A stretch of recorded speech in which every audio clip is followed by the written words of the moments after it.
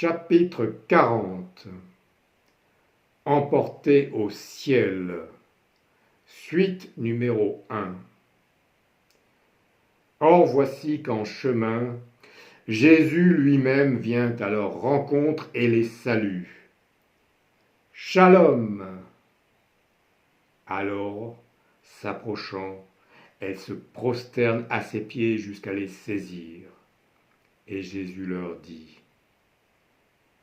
N'ayez pas peur, allez, dites à mes frères qu'ils aillent en Galile, là, ils me verront. Elles repartent donc en restant frappées de stupeur et tremblantes de crainte. Aussi paralysées par l'émotion, elles n'ont pas sur le moment la force de raconter quoi que ce soit à quiconque. Cependant, Marie de Magdala, celle à qui le Seigneur est apparu en premier, celle à qui il avait chassé 7 démons, rejoint les 11 et tous les autres disciples et leur déclare: J'ai vu le Seigneur. Puis elle leur rapporte tout ce que Jésus lui a dit. Toutefois, les disciples qui se tiennent dans le deuil et dans les larmes, entendant que Jésus vit et qui lui est apparu, ne la croient pas. Or, peu après, les autres femmes, maintenant résolues à raconter ce qui est advenu, viennent rapporter aux disciples la venue des anges au tombeau, leur annonçant que Jésus était ressuscité. Néanmoins, elles ne peuvent en dire plus, car tout cela apparaît aux yeux des apôtres comme des radotages, et ils n'ont pas davantage foi. Dans le même temps, certains des gardes de la sépulture, revenus en ville, sont allés dire au maître des servants ce qui est arrivé pendant leur nuit de garde. Ceux-ci se réunissent avec les anciens et, tenant conseil, ils décident de donner une bonne somme d'argent aux soldats en leur disant: Racontez, ces disciples sont venus de nuit et l'ont dérobé pendant que nous dormions. Et si ceci parvient aux oreilles du procurateur, nous le persuaderons nous-mêmes de sorte que vous ne soyez pas inquiétés.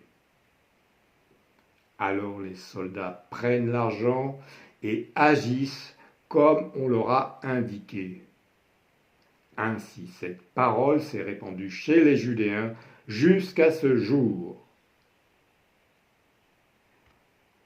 Or, voici qu'en cette même journée, 2 des disciples du Seigneur font route vers le village du nom d'Emmaüs, distant de 60 stades de Jérusalem, environ 12 kilomètres. En marchant, ils s'entretiennent de tout ce qui est arrivé. Tandis qu'ils parlent et discutent, Jésus lui-même, se rendant visible sous une autre forme, s'approche et se joint à eux. Mais leurs yeux sont empêchés de le reconnaître, alors il leur demande: Quelles sont donc ces paroles que vous échangiez entre vous en marchant ? Stupéfait, il s'arrête de marcher et l'un du nom de Cléophas lui répond: Vous êtes bien le seul qui ait visité Yerushalayim et qui ne sait pas ce qui est advenu ces jours-ci. Qu'est-il donc advenu ? Demande Jésus.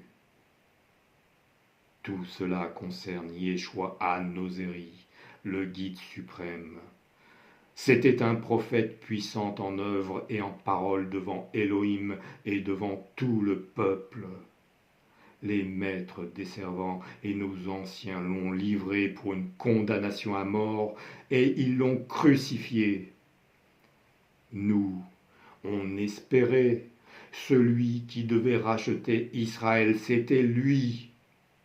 Mais voilà, nous en sommes maintenant au 3e jour depuis que cela est arrivé.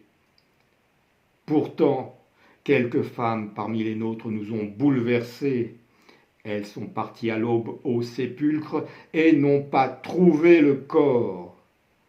Elles sont venues raconter qu'elles avaient même vu apparaître des anges qui leur auraient annoncé « Il est vivant ».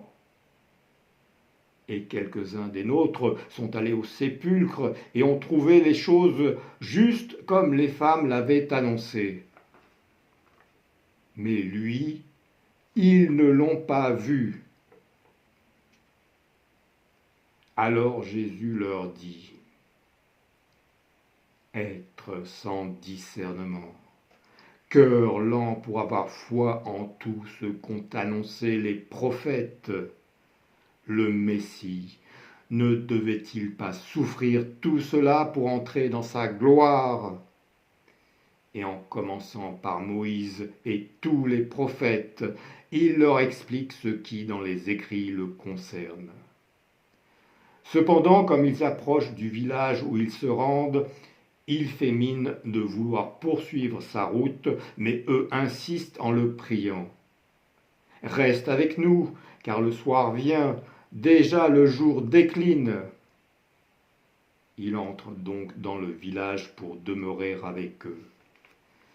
Ainsi, s'installant avec eux à table, il prend le pain et le bénit, le partage et leur donne. Et leurs yeux s'ouvrent, ils le reconnaissent. Mais dans le même instant, échappant à leur regard, il devient invisible. Alors ils se disent l'un à l'autre, notre cœur ne brûlait-il pas en nous-mêmes quand il nous parlait en chemin et ouvrait pour nous les écrits? Et se levant sur l'heure, il retourne à Jérusalem. Ainsi, quand le soir tombe, en cette même journée d'après le sabbat, les 2 disciples rejoignent les apôtres et leurs compagnons qui se sont rassemblés dans une maison dont les portes sont fermées par crainte des Judéens. Cependant, dès qu'ils entrent, les apôtres leur disent « Le Seigneur s'est réellement réveillé, il est apparu à Shimon. »